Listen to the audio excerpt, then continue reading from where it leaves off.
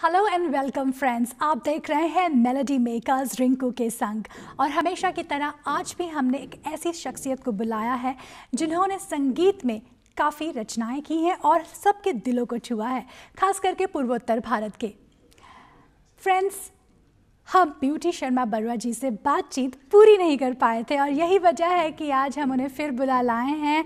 आप सभी से उनका हम परिचय कराते हैं, उसके बाद हम बातचीत करना शुरू करते हैं। ब्यूटी बायडो, आपका बहुत बहुत स्वागत है एक बार फिर कहूँगी।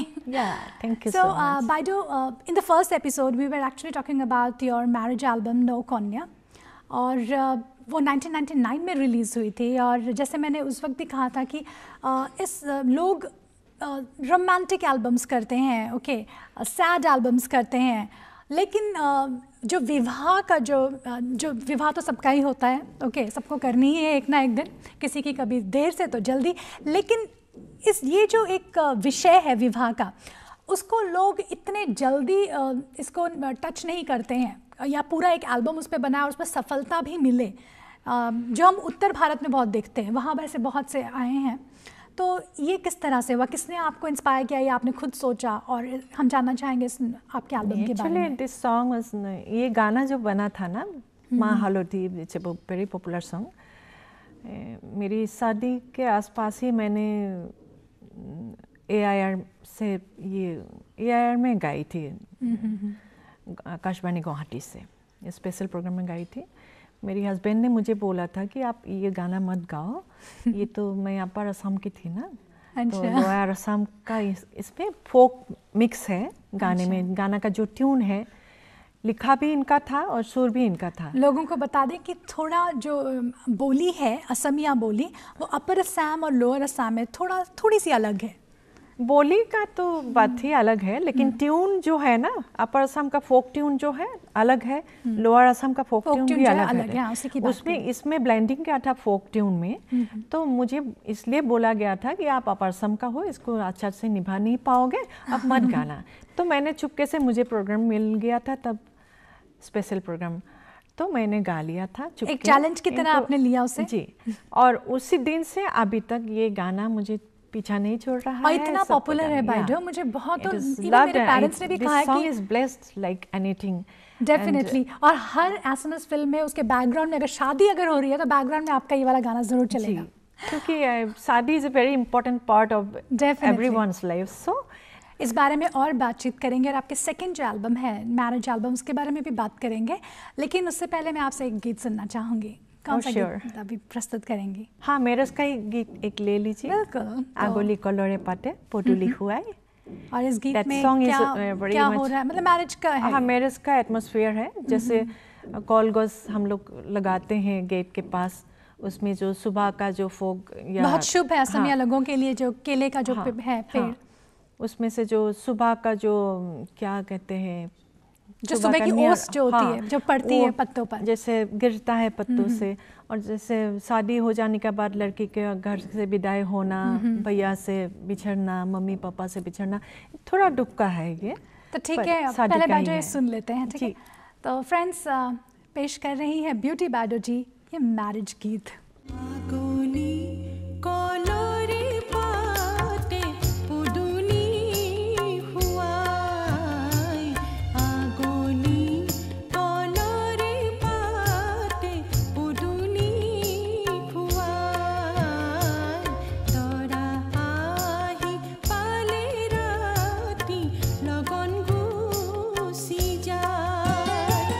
Sakini ya horai dinya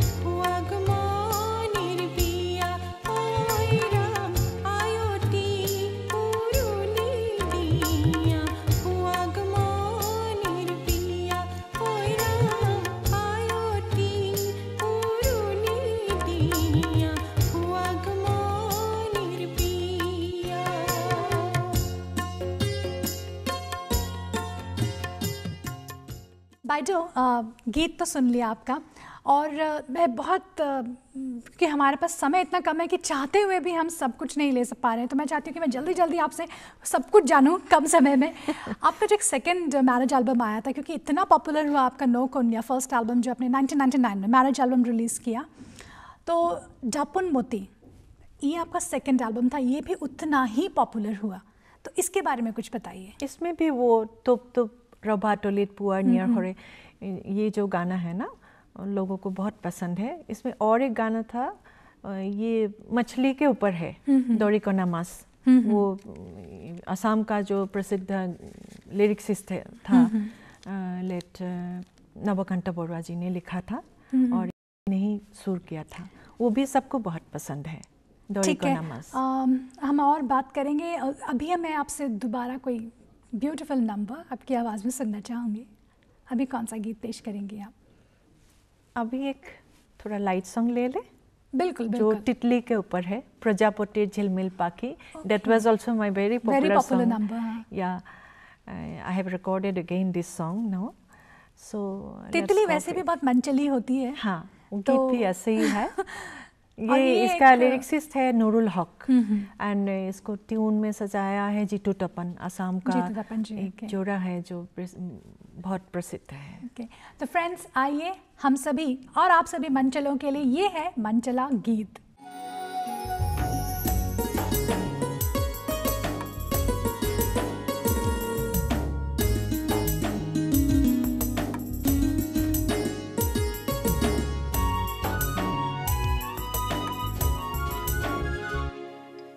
Prajapati Jhilmil पाखी, प्रजापति झिलमिल पाखी, रोदो तीरे बिरा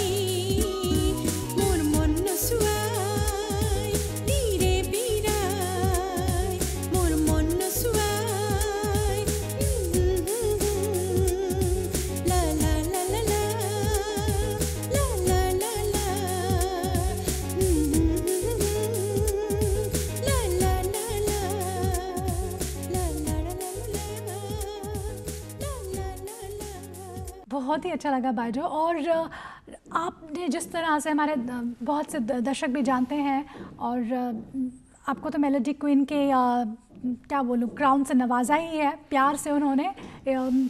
और आप जिस तरह से पॉपुलर हुई है उसमें बहुत बड़ा हाथ रहा है ऑल इंडिया रेडियो, दूरदर्शन, और आपके डेफिनेटली पर्सनल एल्बम्स और स्टेज शोज़। तो और साथ ही आपने बहुत सारे रीजनल लैंग्वेजेस में भी गाने गाए हैं, जैसे कि हिंदी में तो आप बहुत गज़ल भी करती हैं आप, पंजाबी, कन्नड़ा, मराठी, और अभी आप जैसे दिल्ली में रह रही हैं क्योंकि आपके जो 2 बच्चे हैं वो दिल्ली में ही हैं अभी। जी। वैसे आपके 3 बच्चे हैं, और एक बच्ची आपकी बेटी जो है वो शायद गुवाहाटी में है अभी। नहीं, वो भी दिल्ली में ही है। तो इसीलिए आपने दिल्ली को ही अपना निवास स्थान बना रखा है। हाँ, वो अभी तो एक पंजाबी कुछ हो जाए पंजाबी में, जैसे आपने बिहू किया, आपने कहा। एक काम करती हूँ मैं अभी, माँ हालोटी जो है ना, हाँ। उसको मैंने कन्नड़ा में किया, और मराठी में और पंजाबी में भी किया है। कौन सा लैंग्वेज में आप सुनना चाहेंगे वो बताइए, मैं गा रही हूँ। हाँ, तो पहले पंजाबी हो जाए। समय तो ज़्यादा नहीं है ना, थोड़ा समय। और क्योंकि मुझे पंजाबी बहुत पसंद है, तो आप पंजाबी सुना दीजिए। हाँ, माँ हालोटी को पंजाबी में ना, माँ हालोटी को बटना कहते हैं। अच्छा। बटना डालना, मतलब वो जो हल्दी लगाते हैं लड़कियाँ शादी में हाथों में। ओके, मतलब पूरे। तो इसका ट्यून से वो गीत गा रही हूँ, ये तो पता ही चल जाएगा। असमीज में गाने का जरूरी है क्या? माहालोठी रे नोआले ढोआले कोई ना खोजाले कोने दापून मोटी कोई ना खोजाले कोने, यही सुर है ना।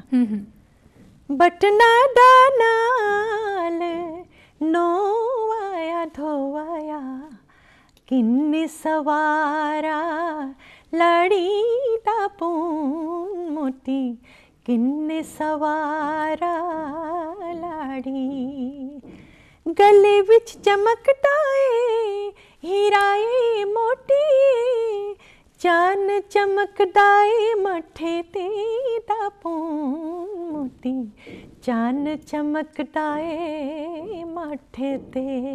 ऐसा है। बहुत खूब बाजो, बहुत खूब। और क्योंकि पंजाबी में जो उनका एक एनर्जी लेवल होता है बहुत हाई होता है। हाँ। और बहुत मस्त होते हैं सारे पंजाबी गीत, तो इसमें असमिया के ट्यून में डालकर इसमें आपने दोनों को एक अलग अनोखा मिश्रण दिया है। हाँ। तो अब इसके स्ट्रेट पंजाबी से हम स्ट्रेट जाना चाहेंगे कजरी की तरफ।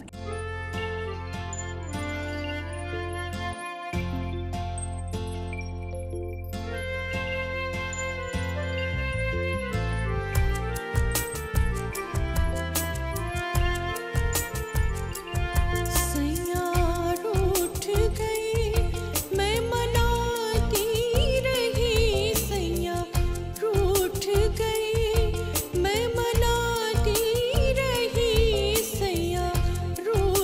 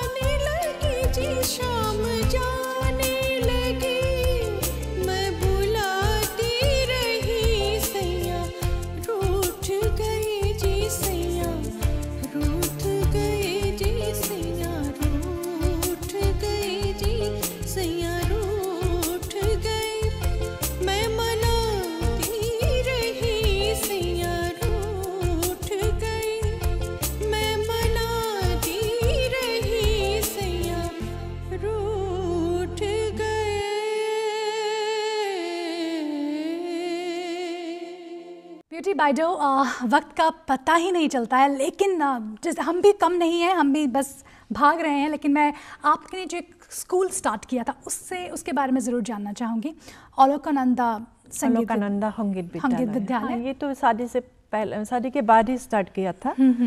बहुत सारे स्टूडेंट्स निकला वहाँ पे जो बच्चे थे, तो वो AIR में, दूरदर्शन में भी प्रोग्राम किया। फिर हम लोग एक CD भी निकाली, उमला घर और गीत। हाँ, उमला घर और गीत। हाँ। और इन जो बच्चों ने जो आपके अंदर ट्रेंड हुए थे, उन्हें बहुत से अवार्ड्स भी मिले इस एल्बम। हाँ, वो गीत ना, एक गीत उसमें था जो ग्रीनरीज के ऊपर था, ह्यूजी हॉपर लोहिया। और ह्यूजी हॉपर, मैं दर्शकों को बताना चाहूँगी कि ये इतना पॉपुलर हुआ कि दूरदर्शन में ग्रीन रेवोल्यूशन इन असम, इसको शो करने के लिए गीत को सिलेक्ट किया गया था। ये बहुत अच्छा गीत था, अभी भी है, ये बहुत मशहूर है। वो सारे एल्बम का जितने सारे गीत हैं बच्चों के लिए, उसके ऊपर मैंने एक किताब भी निकाली, चिल्ड्रन सॉन्ग का, Assamese children, only for children it is. उसमें नोटिसन के साथ भी दिया मैंने बुक में, ताकि किसी को तकलीफ ना हो, सुर भी मिल जाएगा वर्डिंग्स के साथ। ऐसे कुछ किया। फिर अभी नया एल्बम भी कर रही हूँ, कल मेरी एक MP3 रिलीज़ होने वाला है।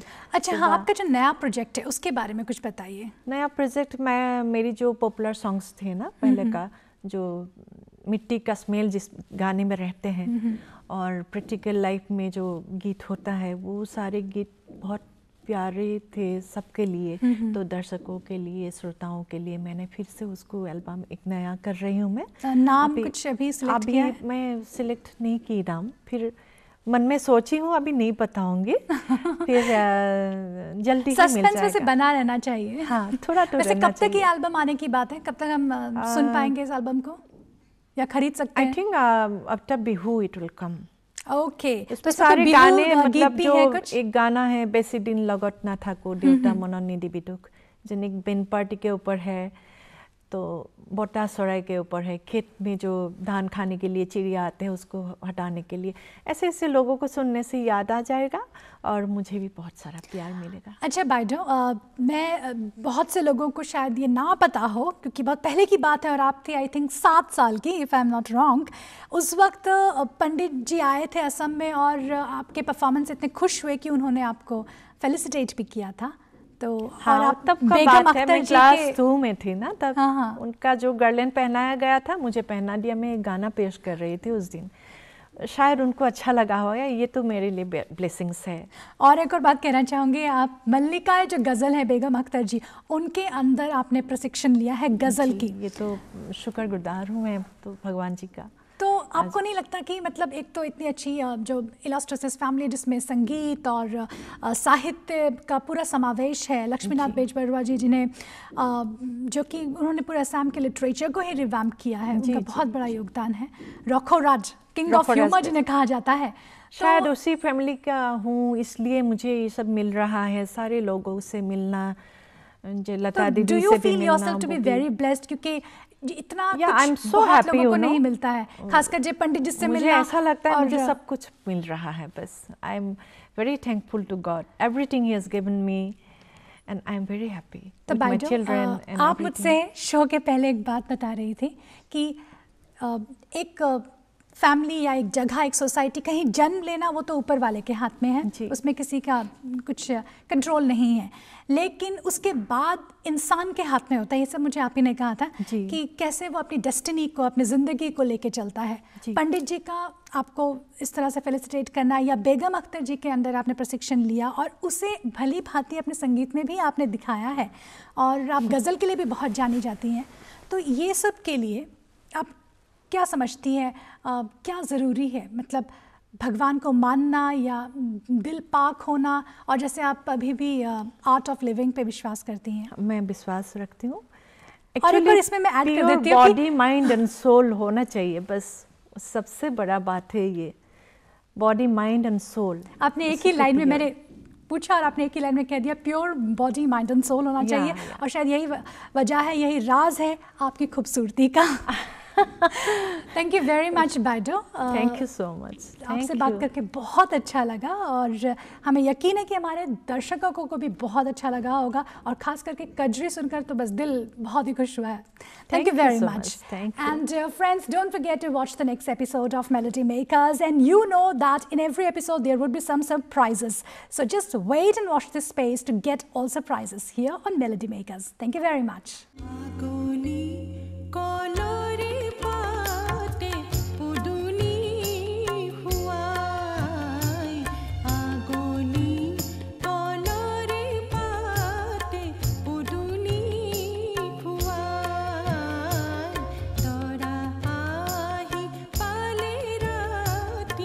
লগন